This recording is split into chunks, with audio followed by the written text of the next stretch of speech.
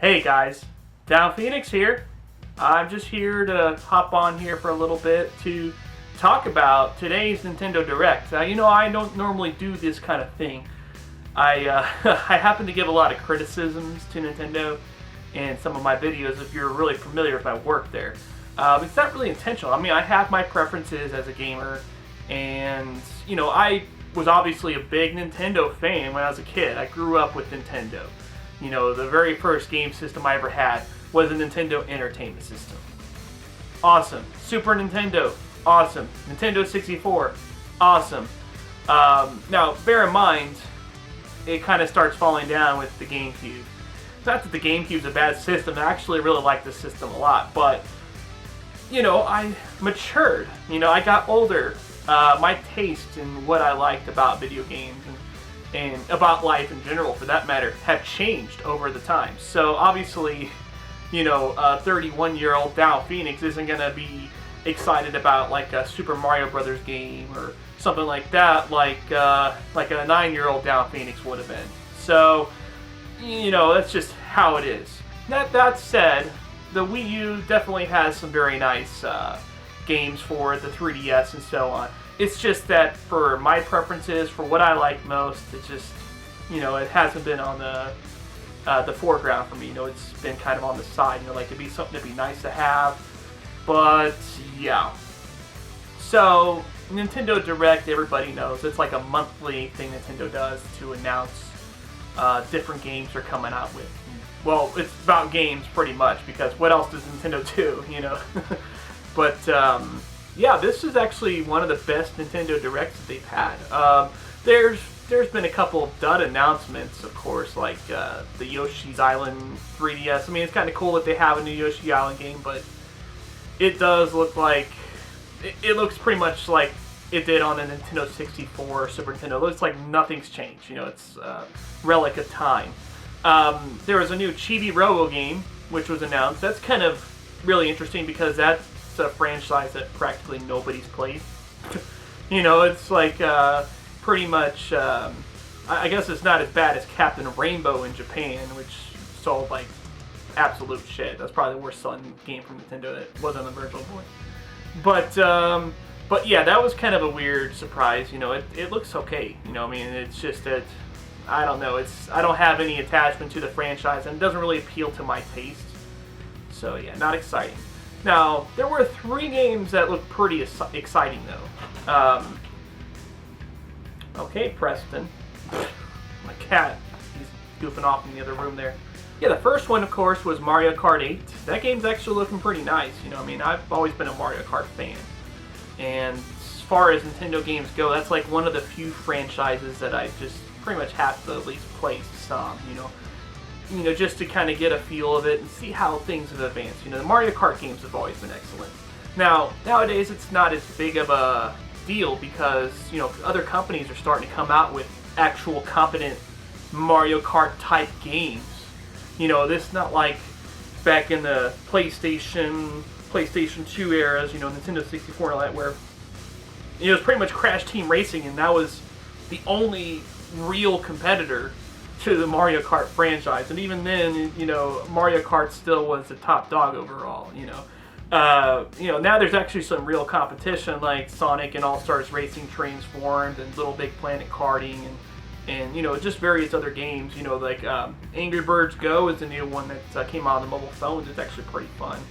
But yeah, so Nintendo did show with this trailer though that they're really taking things, they're really advancing things, more than just the graphics, although the graphics themselves look really nice.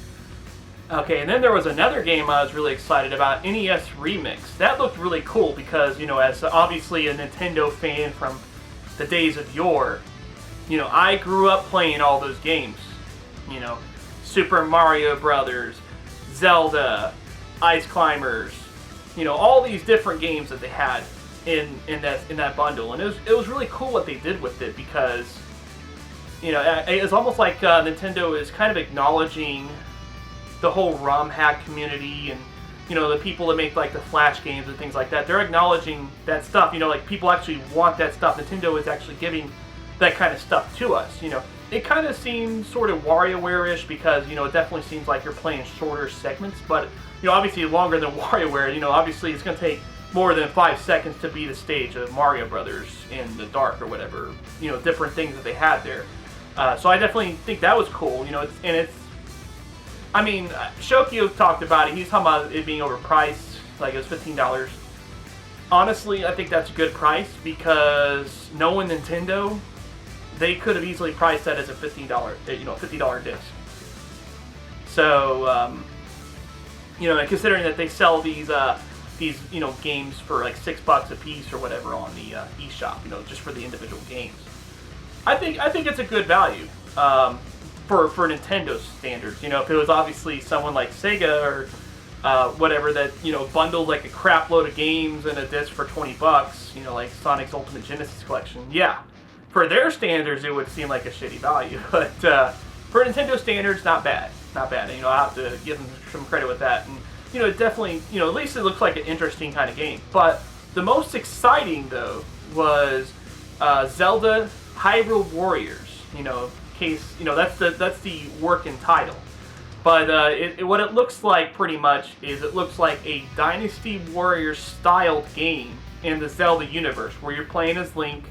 You know, you're using your sword, using various items like your bombs and, you know, bow and all that good stuff. You know, it showed Link had like a fire staff also, and you know, it had Dynasty Warriors style gameplay where you're killing like hordes of enemies, pretty much. You know, you're not like the other Zelda games where you usually maybe fight no more than a few enemies at a time on screen, like maybe 4 enemies max. You know, that's, you know, 4 enemies max. That's you know, in this game, 4 enemies is what you're gonna have after you kill everybody else. You know, so and I mean, it clearly looked like a CG trailer because I'm a little skeptical that the Wii U can pull off the graphics that this game showed off, because, you know, we really haven't seen a lot. You know, although Mario Kart does definitely show that they have some capabilities. You know, the Mario Kart game actually looked like in-game footage. It didn't look like the cutscene.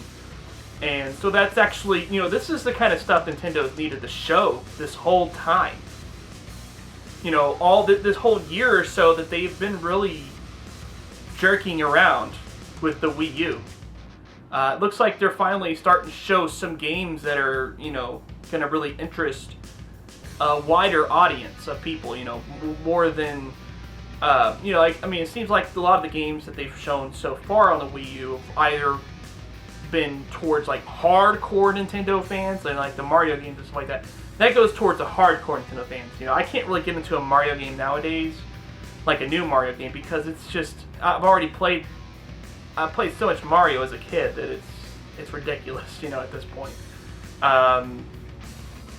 You know, it's just something that I really couldn't get into that much. You know, I mean, I enjoy the Mario games. Like, I have New Super Mario Brothers on the Wii and stuff. That's fun. But it's just like, I don't know, I can't really get excited about it. I'm not really going to go around spending $50, $60 on that kind of game either. So yeah, that's just what I've been looking forward to from Nintendo. You know, that's the kind of stuff that we've been really wanting to see from them. You know, at least my personal perspective. But let me know what you guys think in the comments below.